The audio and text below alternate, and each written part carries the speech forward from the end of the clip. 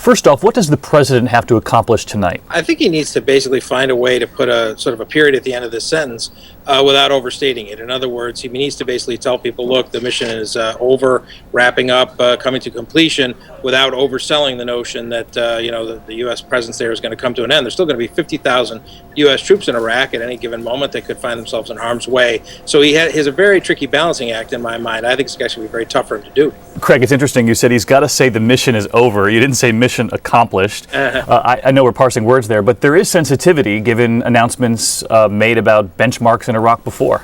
Look, the Democratic Party has been mocking President George W. Bush for standing under that mission accomplished banner back in 2003 for years now. Really, it was a way for the Democrats to rally their party. It was a way for Barack Obama to rally liberals behind him to win the presidential nomination. So mission and accomplished are two words they're going to steer very clear from. As I say, that's why I think Obama's actually walking a bit of a tightrope tonight. He wants to say, promise kept. I said I would get the troops out of Iraq. The troops are coming out of Iraq.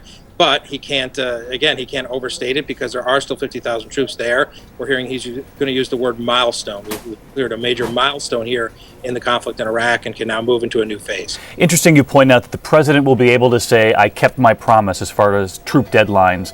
Will he also point out, though, that it was President Bush's surge? Who takes credit for that? Look, John Boehner, the House Republican leader, is already out today hitting Obama very hard on this very question.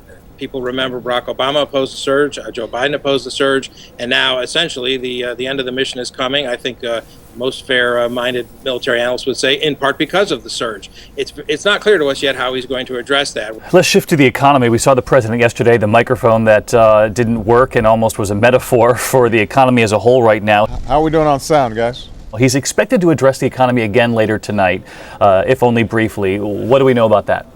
Not a lot. I suspect what you might hear him talk about is that the billions of dollars we're not spending in Iraq to continue the war there. I think the final estimate was something like $700 billion in total U.S. spending on the war. Some of that money can be diverted back home.